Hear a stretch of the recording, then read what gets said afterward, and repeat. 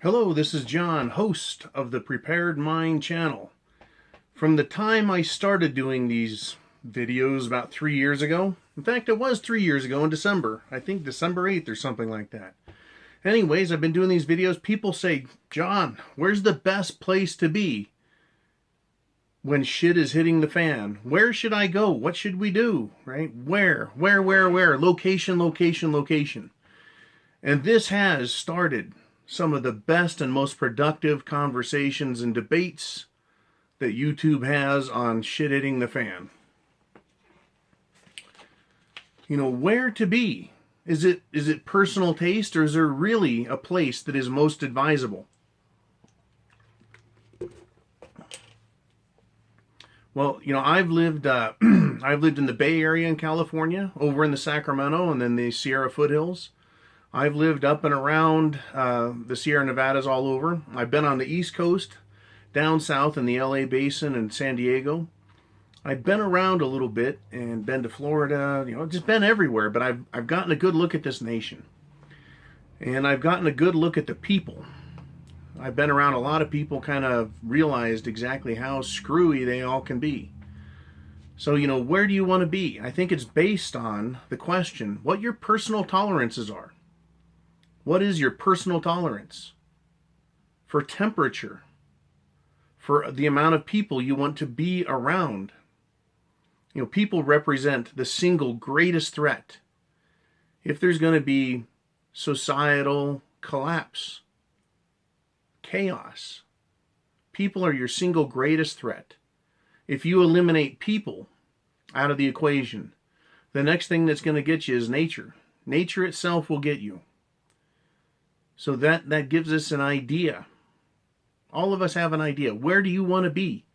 And I'd like to talk to all the subscribers, especially those of you who like to comment. And if you would like to be a first-time commenter, you know, this is the first time, tell us what you think if you feel strongly enough about it. But I have an idea where the most dangerous places are to be in this country, as well as the most agreeable. And again, a lot of it depends on personal tolerance and your knowledge of the area. You know, one of the biggest questions that has been spawned by the where do you need to be when shit hits the fan? One of the biggest questions has been urban or rural. Rural, out in the country, or urban, in the cities. Where do you want to be when shit hits the fan, when shit is done hitting the fan and you're into the post-collapse environment? Where do you want to be? Where should you be? Where is the best place to be to guarantee survival? Those are the questions we want to ask, right? And it's been broken down from just urban and rural to urban and suburban, and also rural and then remote. Remote meaning hell and gone, you know, 2-3 hours from any major metropolis. You know that those people out in those remote areas, and this country has a lot of them, they stand the best chance of not having people, which is the single biggest threat, get to them. And they also have the single best chance of being ignored the longest if there's any sort of sustainable recovery, economic or social or otherwise.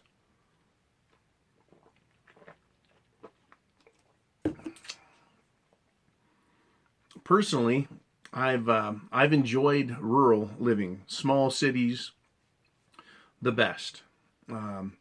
There is some anonymity to it, but not total anonymity. And that's just for day-to-day life. But when I like to think of shit hitting the fan, and I think about it an awful lot, I want to know where the best place to be is.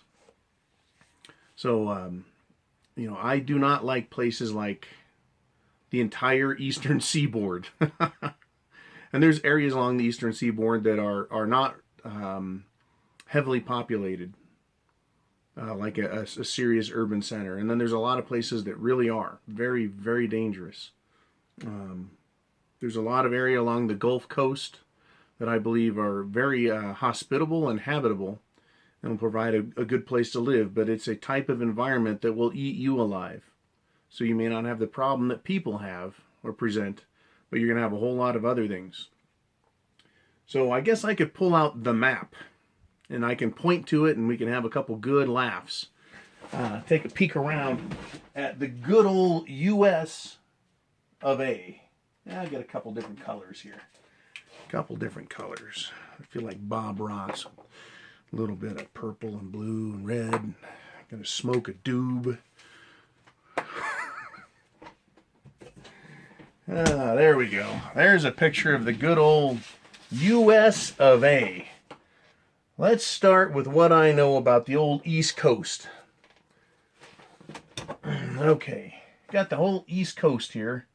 I consider the entire eastern seaboard a disaster. Lots of people. A lot of people who live inland think they can go fishing for a living while the shit is hitting the fan. They're going to be there. Heavily populated. Danger zone to me. Anything in red here, like the entire southern end of Florida, up here around Orlando, some of the Pensacola area on the Panhandle. Danger zones, right? There's our good old buddies New Orleans. Here's the Dallas, middle of Texas. What a fucking mess that's going to be when shit hits the fan. Up here in the center, there's probably going to be some crazy shit with Denver, people gathering there. Over here, this is an area that I didn't realize was so crazy, and that's the old Salt Lake City, Provo, Utah gathering point. Over here in California, you got the Bay Area, the Coastal Range, the entire Central Valley.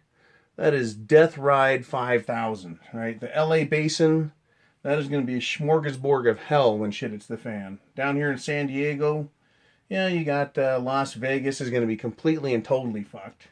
They lost the recipe for water. They don't have any water. Portland, SeaTac. We got some of the state capitals and larger cities throughout. Up in the Great Lakes area, everywhere there, death and mayhem as far as I'm concerned. Anywhere there's a major city, you don't want to be there when shit hits the fan. You don't want to be there while shit is hitting the fan, and even afterwards. Canada, you don't want to be anywhere near Canada. It's full of cannibals. They had to change the name from cannibal to Canada so that they could get a seat on the UN. So you don't want to go to Canada. Not a lot there for you.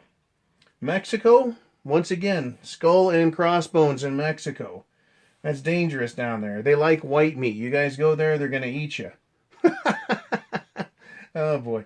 Anyways, all along the Mexican border, when shit hits the fan, I see as a veritable danger zone. Now, that is not to say within any area here, including Canada, right? There are going to be pockets of delight when shit hits the fan. There's going to be areas where the people are going to be great, where there's going to be plentiful resources. For some reason, whatever these weird reasons are, a warehouse full of food. Who knows where these places are going to be at? But they're going to be there, and you have to realize that, that's just the way it is, and you're not going to know about it unless you happen to be there. You're going to think, this ain't so bad. Didn't need to listen to that John guy. He doesn't know what he's talking about. But I did this area here in blue. This area, maybe 100 miles inland or 200 miles along the Gulf Coast. And I put it in blue because I believe that the amount of wildlife and food there is going to sustain a lot of people. There's a lot of natural habitat. It doesn't have a lot of population. There's going to be areas within it that are completely and total danger zones, but for the most part, I think you can live in those areas. The climate is not bad. Other areas like up north, it is just miserable cold in the winter. And during shit hits the fan, if you don't stay warm, right, you're dead. If you don't have the right clothing, you're dead. You're going to burn a lot more calories up north than you are down south. Burning calories to stay warm during the winter. It's going to be harder to live. Right? So I think the area along the Mexican border is going to be bad. There's going to be a lot of confusion and chaos. Not a good place to be. But I will say there's a lot of smart mofos in New Mexico, Arizona, down in southern Nevada, and all through this area. Everywhere I have green down here in the south. Let me give some kind of ad hoc Mason-Dixon line. There we go. Everywhere that's green south of that purple line, I think that's going to be pretty good living as far as the climate goes. There's going to be good areas that you're going to be safe. You're going to be out of the urban zone. The only problem I see with you making it out of an urban area if you want to go rural is there's going to be other people have the same idea. And there's going to be people, let's say this nice little area right here on the west side of the Appalachians. Let's do that. And there's this zone right here. It's really good, has lots of nice lakes in it, rivers. It never gets snow in the winter. It's a nice, comfortable climate. Humidity's not too bad in the summer. You want to go there. Well, there's a good chance a lot of other people have heard about that area. And then what about the people that already live there? Think they're going to be happy about you showing up and another couple 100,000 people showing up? That's the problem with going someplace that others already occupy. You know, these areas that are in green, everywhere here. Let me make this the Rocky Mountains. Okay, everywhere west of the Rockies into this green zone, that's high desert. In the winter, it's desperately cold. In the summer, it's dry as fuck.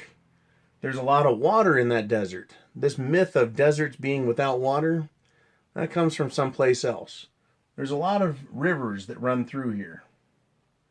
There's lots and lots of rivers and places that water goes, but there's not a lot of trees. There's not a lot of wildlife.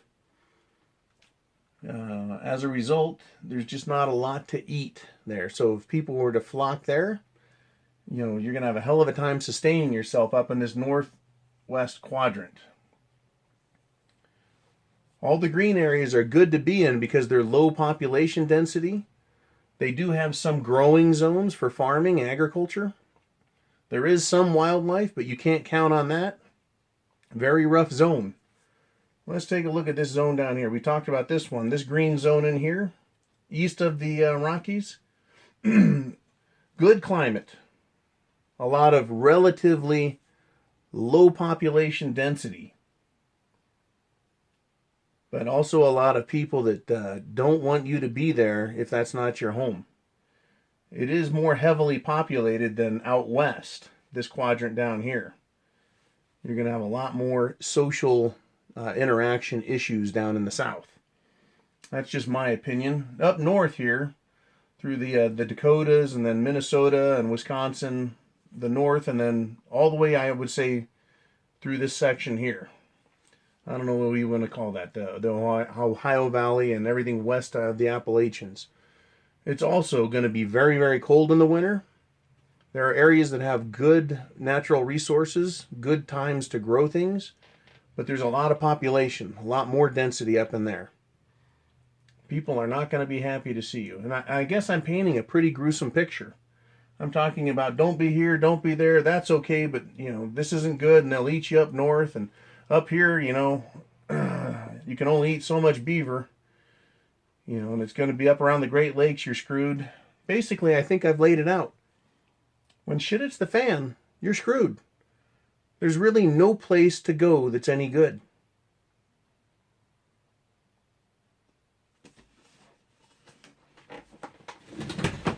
Yeah, let's go with that. There's really no place to go that's any good.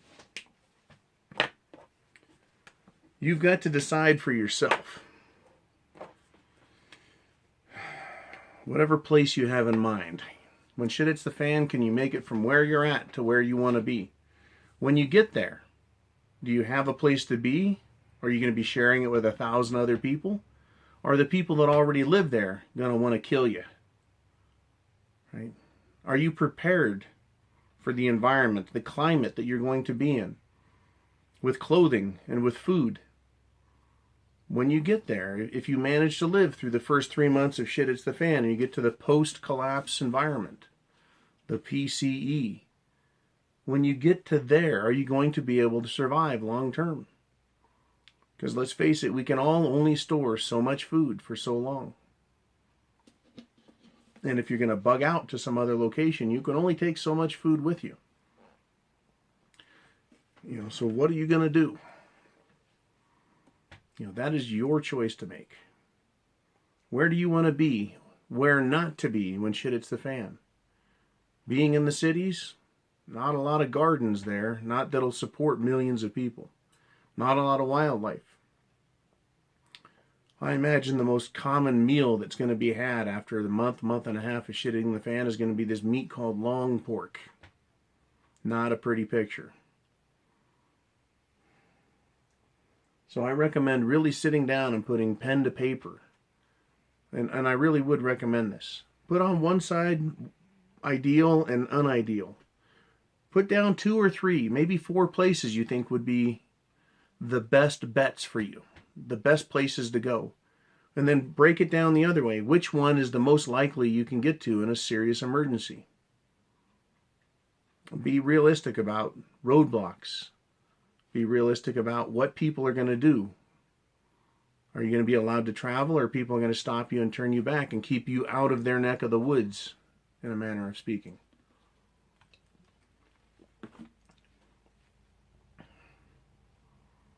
You know, are you going to go to an area where you're familiar with both the area, or are you going to go to a place that you really don't know all that well? You know, perhaps you're from the country and you've got a hometown where everyone would recognize you.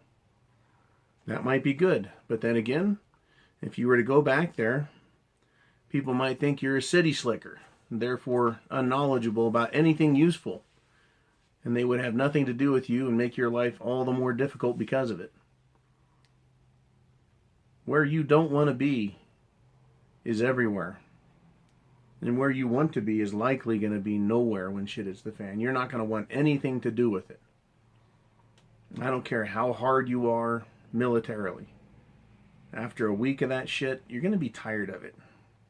There's a reason that Marines and soldiers come in out of the field. You can't stay out there forever. It sucks. You've got to come back in. When shit hits the fan, you really can't come back in. So the best you can do, the best I can do, the best any of us can do is find an area that is most suitable to the living conditions you want to live under, the population density you can best estimate that you're comfortable with. And then think about long-term food, continuing food. Those are all things that we need to think about. But the best place to live, where is the ideal shit it's the fan location? You know, that's up to you. Okay, this is John. Subscribe, hit that button. Hit the share button, share with friends and family. Tell friends and family. Send URLs to my videos and the videos of other shit it's a fan preparedness type videos that you think others around you need to hear. Take the burden off your own shoulders and put it on mine. They're pretty broad. I can carry the weight. People want to call preppers lunatics. Let them call me a lunatic. You just sent the link. You can just say, hey, thought it'd be pretty good information for you to have. The reason I keep saying that at the end of these videos, you know, send them here, is because even if they just prep a little bit, once they start, they'll see the value of it. And when an emergency happens, you may be saving other people's lives by recommending they come here and go to other channels where they can get good advice. And that's really all we can do, is give each other some good advice and then take action. So subscribe to the channel. Click thumbs up. Click on the advertisers if you want to help contribute to my lifestyle. You know, every little bit everyone makes helps. Every little thing I learn on here comes in handy. So my biggest thanks goes out to people who comment, people who reach out and help others, and that's you guys. The success of this channel comes from the subscribers and comes from the commenters. The more subscribers this channel has, the more likely others are going to come here because they think it's popular and therefore they can learn something. It's good, it's reputable. Same thing with videos that have a lot of likes. The more clicks I get on every video, the more they'll show up and the more likely people are going to do it. So if you pass this information on to others, they'll click and the numbers will go up. And at the very least, more people will come here and be able to learn from the comments and learn from the content.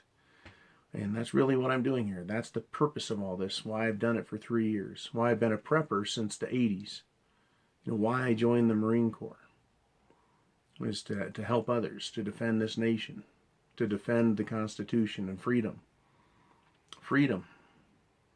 You know, if we don't straighten this nation out, it's going to fall. And it looks like it's going to fall. And if it's going to fall, it'll fall really hard. And I'm going to explain that in an upcoming video called Entitlements.